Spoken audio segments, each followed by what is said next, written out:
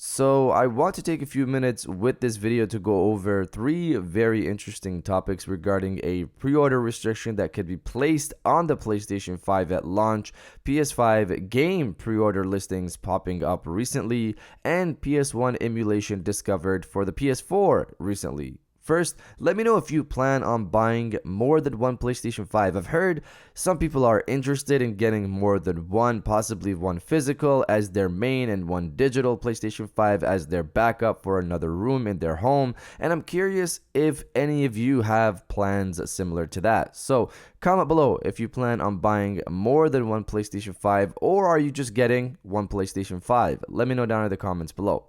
Now, diving into the first story of this video, PS1 emulation. So, if people remember, Sony at one point released multiple PS2 games on the PS4 as PS2 classics. These games were running on the PS4 via a PS2 emulator. People in the modding community were able to reverse engineer the emulation process into allowing them to play other PlayStation 2 games using the same emulation process for the official PS2 classics. So, after hearing about this, fans weren't happy because it meant emulation was possible. Emulation actually existed, but in limited form, as if Sony didn't really want to put in the effort to make it a fully functioning emulator for the rest of the people to actually use.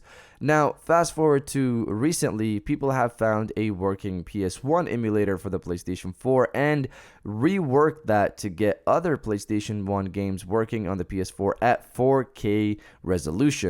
Reading from website SP First, this past week, as part of Sony's bug bounty, a user part of the program was allowed to disclose a new kernel entry, leading to the exploitation of PS4 consoles on firmware 6.72 and perhaps soon 7.02.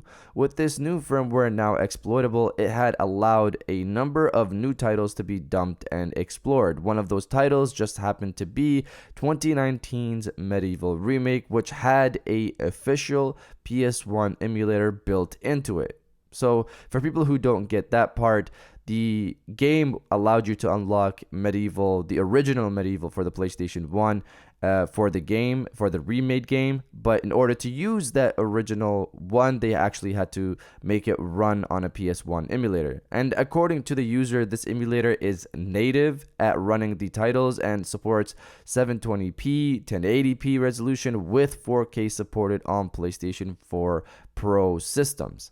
The user has also revealed they were able to try a few PS1 games like Silent Hill and Siphon Filter, which didn't run well on the emulator, but this could improve as time passes and more people start to look into the configurations needed to run the games properly, similar to the PS2 emulation that also started off bad, but as time progressed, people were able to figure out the configurations they needed to set to make some of these games run decently. So this again brings us back to backwards compatibility on the PlayStation 5. So obviously this whole time we knew it was possible for PS1 and PS2 emulation. Those wouldn't be as hard as something like the PlayStation 3 to get up and running. We just really need Sony to come out and finally make a statement regarding past consoles outside of the PlayStation 4 and basically saying a full-on statement like, no, we're not supporting consoles past the PlayStation 4, just to clear the air of the mystery, or, take the hope from people that they hope that the PlayStation 5 in some point in the future will have backwards compatibility for games past the PlayStation 4. But you guys let me know if you care about PS1 backwards compatibility, or is that too far back for some of you that it's not really of interest? Let me know down in the comments below. Now, diving into the second story of the video, PS5 game pre-order listings have started to pop up. In recent memory, we've seen Amazon PS5 pages pop up for more countries, with some of the latest ones supposedly going live last week. Right now, it seems more listings have popped up, this time focused on the games. In the video game section of Amazon's Mexico site, you have the option to select PlayStation 5 and see what games are listed there, which included a lot of games that we've seen from the PS5 reveal, such as Resident Evil 8, Project Athia, Ghostwire Tokyo, etc. One thing I did notice is that there isn't anything in regards to Sony's big juggernauts like Ratchet and Clank, A Rift Apart, Spider-Man Miles Morales, Horizon Forbidden West, Sackboy Adventures, etc. Another thing to note is the black PS5 cases, which we know now as not being the actual cases, even though it does look clean to have them in black, like I've seen many other people mention. But the important thing here is that these games are listed, but I couldn't find the equivalent on Amazon America or Canada. I tried Amazon UK because they usually get stuff ahead, and while they do have a PlayStation 5 section in the video games category, they do not list any PS5 games like Amazon Mexico. That's really it at this point. I would hope these listings mean something, and the PS5 sections getting added to more countries also means something.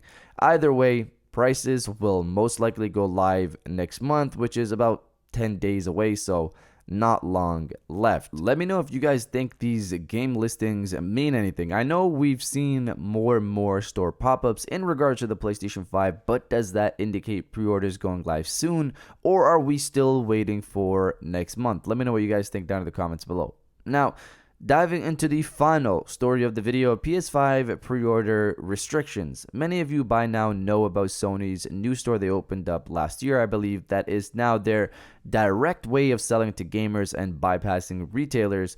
Currently, the store, known as PlayStation Direct, only serves US gamers, and in relation to the PlayStation 5, people have been able to find new information regarding pre-order limitations. According to Reset Era user XP, he inspected a webpage code on the Direct PlayStation site stating the following: the PlayStation Direct shop has been updated with references to PlayStation 5 console pre-orders. The references can be found in the source code in the JavaScript validators. He found an error that states the following: you can only purchase one version of the PlayStation 5 console, disc or digital. You have already added one PS5 console to your cart. This restriction basically limits the amount of PS5s you can get to one, which isn't something crazy. We've seen many companies support a launch day limitation. In Sony's case, getting more people on the PlayStation 5 is more important than selling more PS5s to one person, because it means more games and services will be bought as opposed to one person buying 3 consoles and playing the same game across all 3. But beyond that, one other thing the Reset Era user also found was a PS5 compatible badge that Sony intends to use on compatible products to let you know things like PSVR is compatible with the PlayStation 5. He does note that the badge right now isn't listed alongside any product. He just unhid it for the DualShock 4 image you see here. Either way, with all this gearing up, you would have to assume that Sony has pre-orders coming in the near future. I guess we'll see. You guys let me know if you think pre-orders will go live soon, or are we still weeks away? Let me know your thoughts down in the comments below. And if you guys did enjoy this video, please hit that like button as it always helps, and subscribe if you're new. I got new videos every Monday, Wednesday, and Friday. And now, I'll check you guys out on the next one.